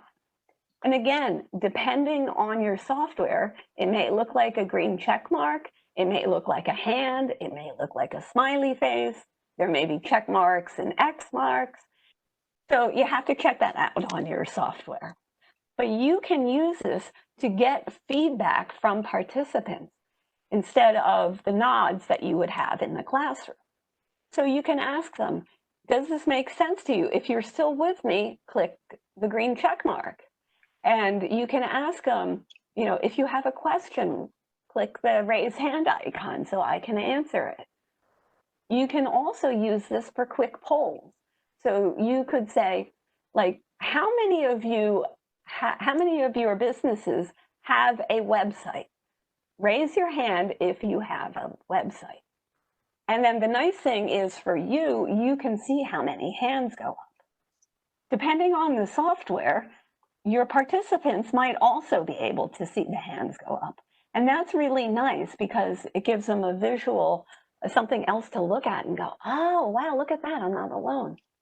You could also ask the question by saying, does your business have a website? If the answer is yes, click the green check. If the answer is no, click the red X. So it's a nice, easy way to do this. So let's try this right now. Using that feedback icon, that green check mark that we used before, check yes, the green mark, if you have ever used response emoticons in training sessions that you have facilitated. So remember that check mark is under the megaphone button. That megaphone button is at the bottom of either your chat screen or your participant screen. So go ahead and check the green bar if you've ever used the green check bar if you've ever used it before. And we've got kind of a tie going here between the yeses and the nos. We're at 13 for each. So this is something new that you could use. By the way, I believe that in this software, if you want to see the feedback results, you can see it too. So if you go into that same list where you have the yes and no, you go all the way down to the bottom of that list, it says check feedback results. And I believe that even for the participants, you can see how much everybody is answering. And notice how quickly I worked in this little activity. I didn't even need to create a whole separate activity. You can just slide it in to keep people here.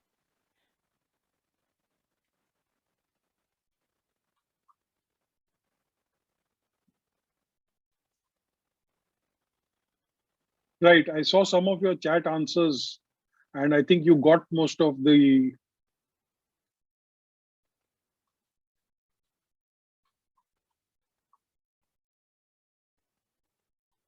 Sorry, I'll just reshare my screen. Okay, can you see my screen now?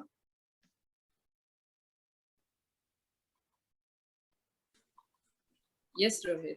Yes. Okay, thank you. Thank you. Right, so I was seeing the answers in the chat, but let's quickly recap. So now what did you see as far as the, what aspects of ease did you notice there, and with specific examples? Did you notice the E, the first E? What was the explanation about?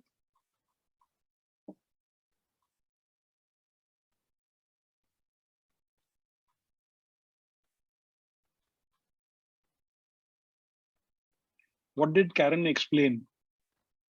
The use of different emoticons. Absolutely right. Thank you, Kazi and Huang. What was the activity? I think all of you did get it when you were watching the video. Some of you gave the answer in the chat box. What activity did she ask everyone to do?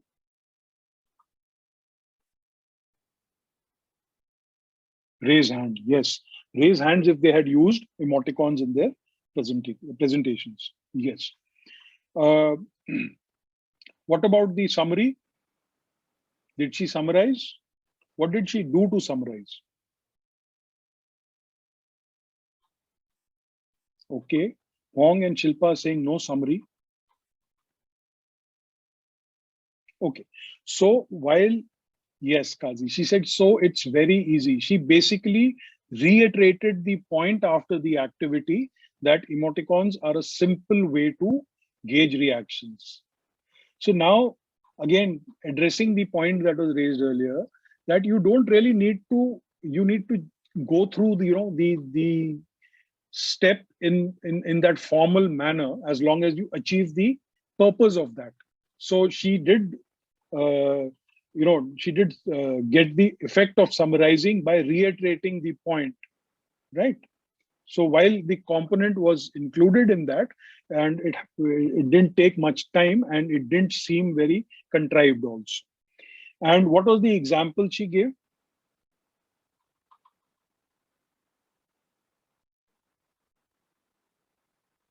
Many, says Wong, yes. So like she gave an example of how to use emoticons for polls. Okay, so as you can see, even though the formula is in a particular order, you don't need to do each of the components in the ease order. Yes, often the summary comes at the last. It is a good idea to alternate, starting with the explanation and then doing the activity, or with starting with an activity and then doing the explanation. Now, we've discussed about the purpose of the activities, right? Now, what are some of the purposes for which we carry out the activities? I had explained, I had just mentioned it briefly earlier. Can someone quickly recall in the chat box, what are the purposes? What are the main purposes for which we carry out activities?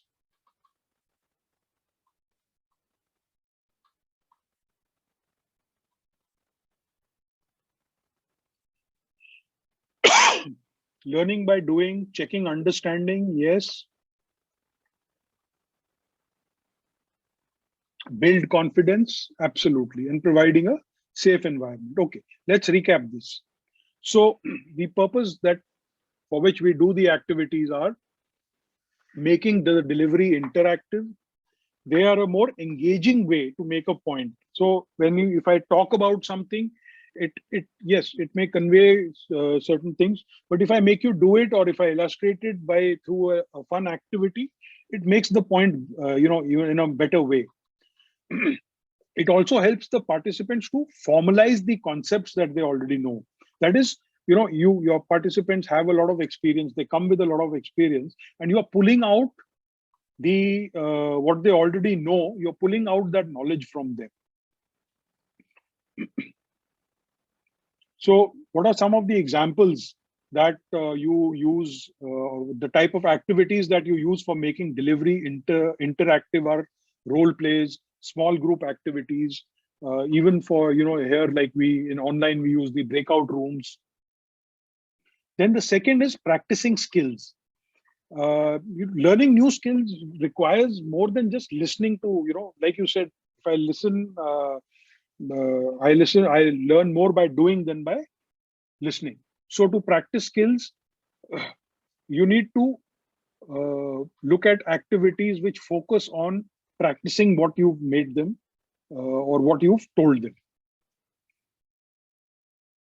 For example, you can small group activities, like we do the short presentation, long presentation. You can also make them do a case study in which they're applying their learning, these kind of things. Then checking progress. As a trainer, you want to make sure that participants understand what you teach them. Skill-based or knowledge-based activities can help them, help you monitor progress and reinforce key points. For example, role plays, you can do a small quiz, you can do skill-related activities and small group activities, and measuring achievement. So when you set out with giving certain objectives at the beginning of the course, and you want to confirm at the end of the course whether those objectives have been achieved or not, you can carry out certain measuring activities to confirm that these have been achieved.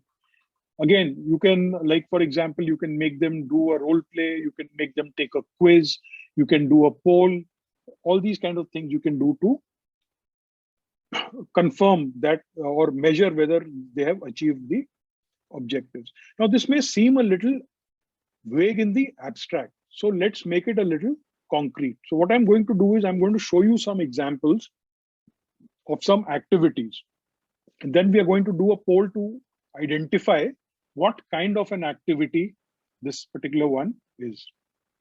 Okay, so you are facilitating a course on marketing, small to medium, course on marketing to small and medium enterprises.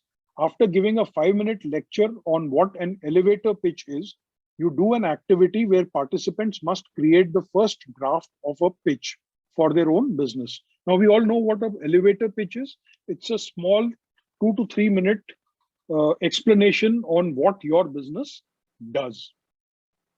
So you need to you ask them to create a elevator pitch or a first draft of a pitch for their own business, share it with a partner and get feedback. As part of the activity debrief, you ask 4 participants to share their pitches and give them feedback on how to improve them. So Karen, can you pull out the poll, please?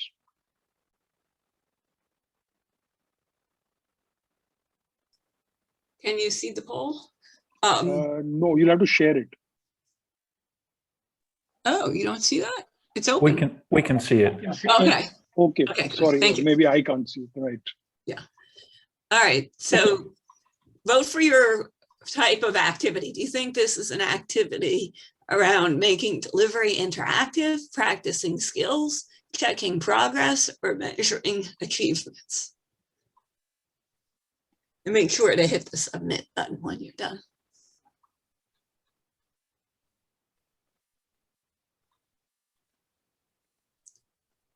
Okay, we're gonna call it closed. For some reason, I can't see the poll. I don't know why. And now I'm sharing the results. Do you see the results? No. This is funny. Oh, that's very odd. Karen, can you just please go ahead and explain the results Sure. because I can't see them. Sure. So we had about 87% said this was practicing skills, and 13% said checking progress. Right. So I think they've got it right. It's basically practicing skills and monitoring progress. It's not a measuring activity because that usually happens at the end of a class or a topic as a part of a final assessment, but yes. Okay. Let's go to the next one. You are facilitating a course on reading financial statements. You have explained the sources of data in the statements and have also explained how to analyze the results using a series of ratios. For the activity, you ask participants to calculate the return on investment, return on assets, and profit margin. So what is the purpose of this activity? Okay, and I've launched the poll. So do you think it's to make delivery interactive, practice skills, check progress, or measure achievements? Go ahead and put in your vote quickly.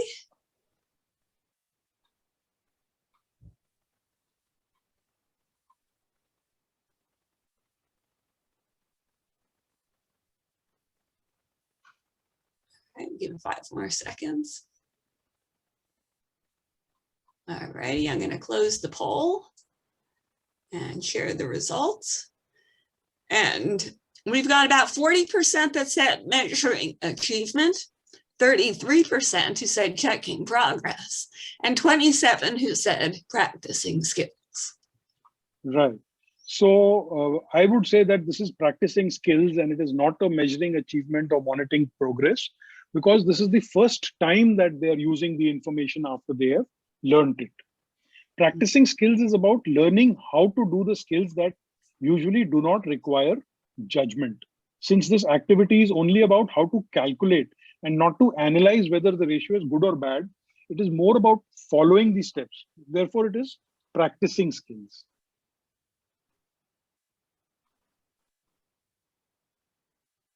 Right. Okay, let's go to the last one. You are facilitating a course on how to get a loan. Before you describe lending requirements, you do an activity where you break the class into small groups, ask them to imagine that their group is a bank and is thinking about giving a loan to someone who wants to open a new business. The groups must generate a list of information they want to know before they decide whether to give the loan. So what is the purpose of this activity? Again, your choices are the same. Is it making delivery interactive, practicing skills, checking progress, or measuring achievement?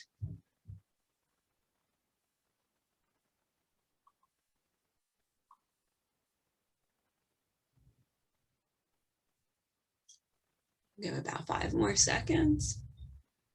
All righty. And the results are about 57% said making delivery interactive, and 9% said practicing skills, and 14% said checking progress. Right. So I think this is actually about making delivery interactive, because the trainer could just as easily have given the list and skipped the activity. But by doing this activity, the participants leverage their own experience and start thinking about the issue from a different perspective. It makes them, it's also, the easy information is easier to accept when it comes from themselves. The buy-in is already there. Right. So any questions?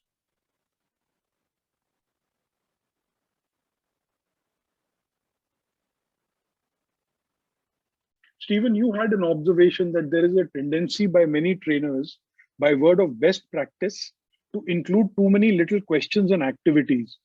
They intend to break up the speaking and they end up extending the training by another 50%.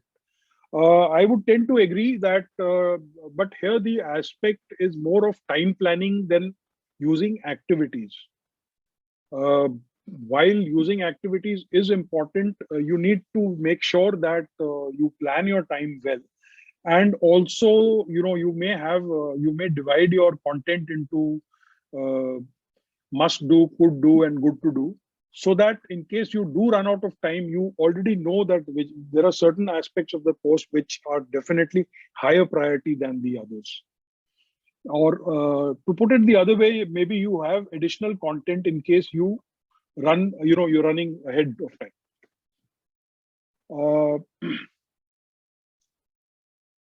Okay, so what you're saying is the session could be finished in an hour. Now it takes 1.5 hours. And you're right, Stephen, but then also to your point here, maybe if it is a very uniform, homogeneous group, then maybe it could work better. But if you have a mixed group where you have a mix of beginners and advanced learners, then maybe you may require to do that even at the cost of, I would say, boring some of the advanced learners to benefit some of the beginning learners. I would add to that too. Remember what the goal of facilitation is. It's not to get everything out of your head and into their ears as quickly as possible. It's to make sure that they understand it and that they really learn it. And so if your goal is just to do a brain dump, then yeah, it's better to just talk and not do any activities. But don't expect that they're going to remember or apply it as much. So if you really want them to use and remember it, they have to work with it. And that does take a little time. I think my point here is that what I see in a lot of trainings is that we use polls and we use questions and little activities where we say that we're trying to make sure that people learn stuff, but effectively by poll number 5, you're done polling. So let's say the activities itself become the boring element of the session. I've seen that too many times where someone found the new polling question as a functionality and then put a poll after it, let's say every slide almost. So that's my worry and the observation is we need to also balance the activity with the training purpose. Yes, we don't want to do a brain dump, but we also don't want to just do the activity for the activity.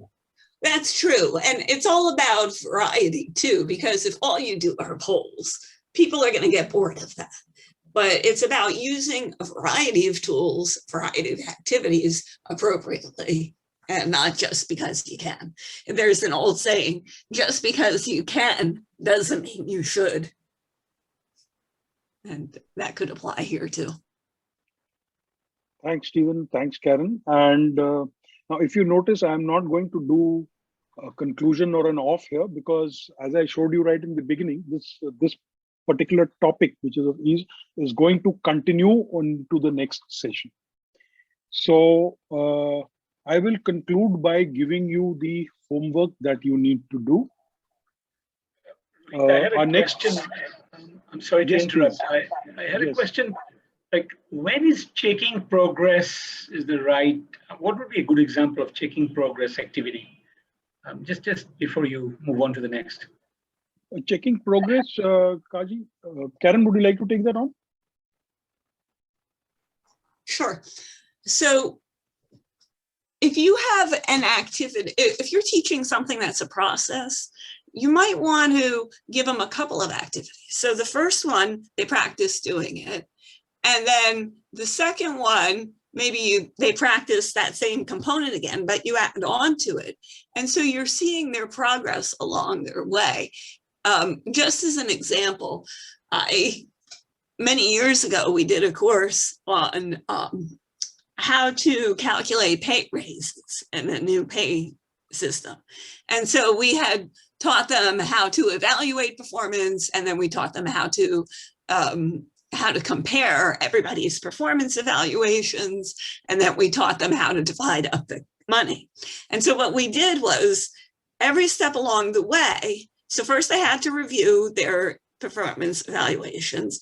Then the next step, they had to divide them up and look at them again and say, okay, who are the top performers, who are not?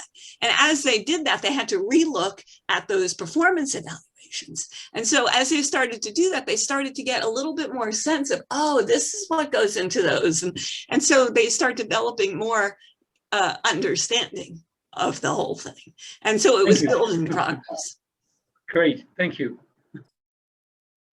Just to add to what Karen has said, if we take an example of this course itself, and if those of you who've done the TOT would realize this, and rest of you will realize it by the end of this course, here we make you do a short practice presentation and a long practice presentation.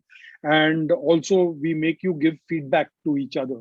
And when we progress from the short presentation to the long presentation, you yourselves will realize the progress that you have made and the other your other co-participants have made. And as trainers, we also realize the kind of, the kind of progress that has been made. And this is more true for maybe not for an advanced group like this, but especially for beginners who, who have a lot to learn. You see a drastic, progress in the way they have gone from in the short practice to the long practice, having got the feedback. Right, coming back to the homework now, apart from reading the activity sheets for the next session, that is the 5 questioning techniques and the Teach Me Ease evidence indicators, the key part of this homework is that you need to record yourself doing a gloss of not more than 5 minutes. And you need to post it preferably on YouTube and share the link. There is a Google document. Serena would have shared the link with you. I will also reshare the link on the WhatsApp group. Now, some points to keep in mind about your gloss presentation that you do. Firstly, you can just use Zoom, and you can record it as a session and upload that. It has it is an online session that an online learning session. The topic can be any of your choice. It must teach them how to do something, even if it is something very simple as tying a shoe. You don't need to do an icebreaker, energizer, or a review activity. It is you have to assume that it is in the middle of a course. So it is introduction to one lesson of a larger course, and you're not introducing the larger course at the beginning of the program itself. So all these aspects about housekeeping, about the icebreaker, the introductions, introducing yourself need not be in it. We've seen often participants, in their gloss, they get into introducing themselves or into an icebreaker activity. That is not what is required for the purpose of this exercise. You have to introduce a lesson which is a part of a larger course which you have already introduced before. The training must use all the elements of gloss and try avoiding getting into the detailed explanation or lecturing. And this introduction should lead to what you are going to do in your long presentation. That means whatever you introduce in this, you are going to teach in the long practice presentation. Right? So it is important that you keep the topic simple and short. Right. So you can record using any of your, in fact, you can record using Zoom, since we're all using Zoom right now. That is the simplest thing to do. You need to upload it to maybe your YouTube channel and share the link. That is the simplest thing to do. And after that, I have divided you into groups, as you can see on the screen. I will also share this with you so that you can remember who all are there in your group. What you need to do is, after you have recorded your own video and uploaded it, you need to review the videos of the others within your group. So you need to record one video of yourself and you need to review videos of 2 more people. And you need to make notes, and in the next session, we are going to ask you to give feedback to each other. Right? Now, timelines for doing this. We will be discussing this in the next session, that is on Monday. And today we are at Wednesday. So the deadline for uploading your video is end of day on Friday. What date is Friday? Just a second. That is on 26th, that is day after tomorrow. You can upload your video so that you have Saturday and Sunday to review the videos of your other group members. Is everybody comfortable with this timeline? Would 2 days be enough for you to do that? I think, Rohit, 2 days is enough, but, you know, we have some other commitments. So if we can extend this by 1 day, by 24 hours, that still leaves us a day to review. The others, if that is possible. That's fair. If everyone is comfortable with that, we can do that. Can we have a show of hands, please? Is everyone comfortable with uploading your videos by Saturday? But remember, you do need to review them. Yes, okay. I think most of you are okay with that. So the deadline for uploading your videos and sharing the links is Saturday, end of day. And the deadline for completing the reviews, of course, you do also, since in most of the time zones we are in the classes in the evening. So most of you do have Monday, the full day also to review the videos. So that is about it.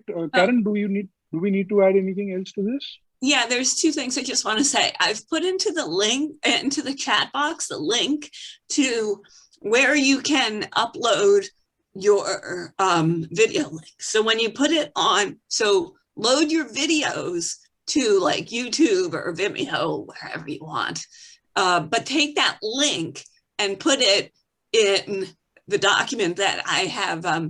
I've put the link in the chat, and we'll also send it in an email to you. The second thing I should mention, if you share it on something like YouTube or Vimeo, make sure when you save it as unlisted, not as private. If you do it as unlisted, then anybody who has the link can see it. If you do it as private, then you have to like grant access. So better to do it as unlisted. Right. Wong has a question. Wong, TPMA stands for Trainer Performance Monitoring and Assessment. This is the process that we use to certify the trainers at the after the end of this program. We will be talking about it in detail towards the end of the course. As far as doing the gloss without interaction of the learners, well, if you can get some colleagues or some family members to attend your session, it will be very good. If you can't, then you just simulate it. You assume that they're there. So just to clarify, because I'm getting some questions about this, so let me just share my screen really quickly. Give me 1 second here. So after you load up your video to whatever site you want to load it to, then what you're going to do, oops, where'd my Zoom go? Here we go, is you're going to come over to that link, which will also send you in an email, and it's going to bring you here. And so look for your name and then just copy that link right in next to your name. And that way, everybody has access to it. You don't have to review everybody's videos. You only have to review the people in your group. But we want one because Rohit and I are going to also be reviewing and looking at everybody. So that's why we have it here. So we'll be And just to clarify, for purposes of the feedback and reviewing, you don't have to write your feedback, just be prepared for the next session to give it orally. However, Rohit and I are going to actually give you written feedback. Kazi, yes, you can share the link on WhatsApp, but we'll request you also to put it on the Google document. And the aspect about WhatsApp reminds me, we have 5 people, or I think 6 people who still have not joined the group. So I'm just giving my number again in chat. Those of you who are not on the WhatsApp group, just please send me a WhatsApp message with your name and country, and I'll add you to the group. The group is very helpful in coordinating all these, kind of aspects, and because mails sometimes take a longer time and we don't access them as quickly. So all these doubts, queries, and you can coordinate amongst your group, as especially for the long practice where we have a slightly different methodology. So just ping me, all those of you who are not on the group, just ping me on WhatsApp and I'll add you.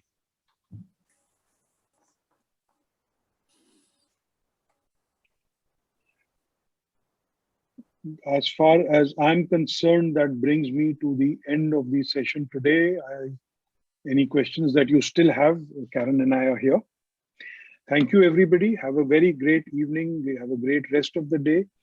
Fiona, you don't have a WhatsApp account. That's all right. You have my number in case you need something or you need to communicate. Maybe you can just text me.